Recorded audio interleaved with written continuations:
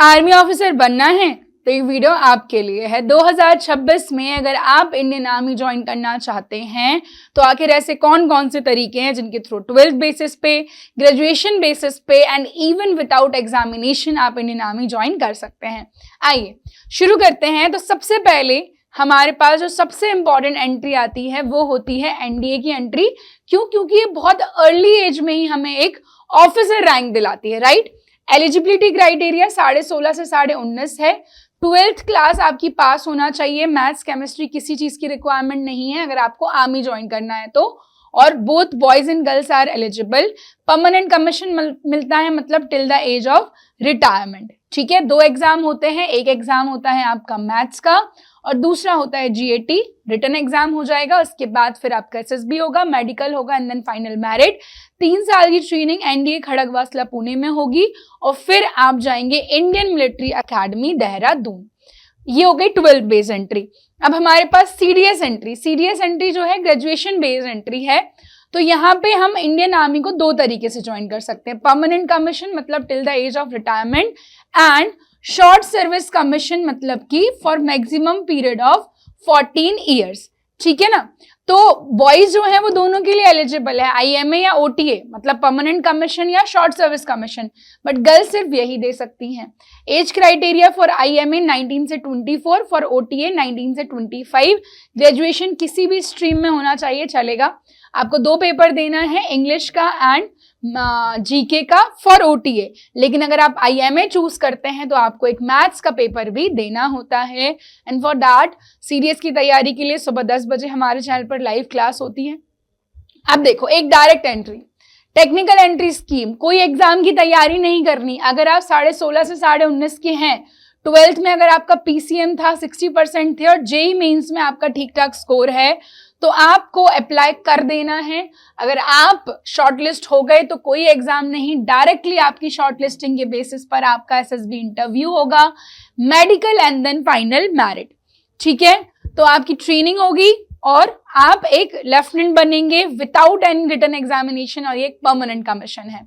TGC technical graduate course, अब ये सिर्फ मेल्स के लिए है।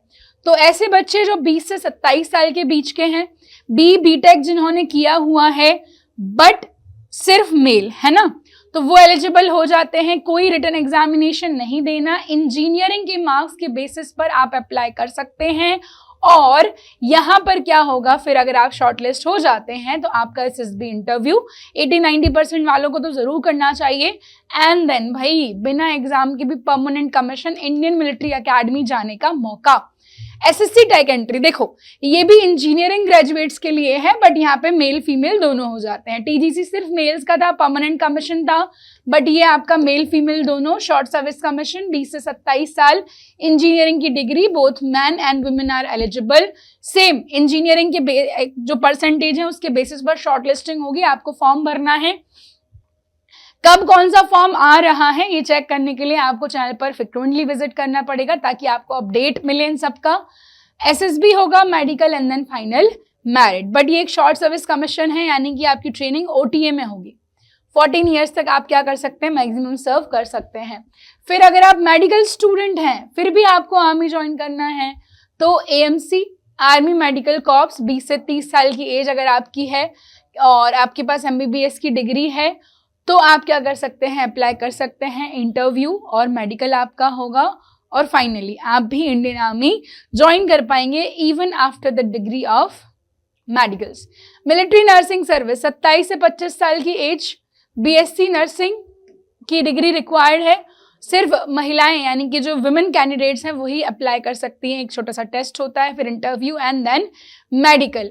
एंड अगर आपने बीएएलएलबी किया है तब भी आप एलिजिबल हो जाते हैं। जज एडवोकेट जनरल एंट्री जिसका नोटिफिकेशन अभी हाल ही में आया हुआ है, आप अप्लाई कर सकते हैं। 21 से 27 की एज, नो रिटन एग्जामिनेशन, 55 से 60% के बीच अगर आपके मार्क्स हैं तो आप एलिजिबल हो जाते हैं यहाँ पे, both male and female. Direct SSB, medical and then final merit. तो आप एक लॉ ग्रेजुएट के तौर पे भी यहाँ ज्वाइन कर सकते हैं। फिर हमारे पास एनसीसी स्पेशल एंट्री है। एनसीसी का अगर आपके पास सी सर्टिफिकेट है तो कोई एग्जाम नहीं, कोई परसेंटेज, कुछ भी कोई दिक्कत ही नहीं है, सीधा 19 से 25 की एज, ग्रेजुएशन, एनसीसी सर्टिफिकेट और आपका डायरेक्ट क्या होगा, एसएसबी होगा। तो ये फॉर्म्स कब आ रहे हैं वो जानकारी बस आपको रखनी होगी। तो ये हमारे इंडियन आर्मी के तरीके हो गए। फिर इंडियन एयरफोर्स आप अग्निवीर वायु के तौर पे ज्वाइन कर सकते हैं।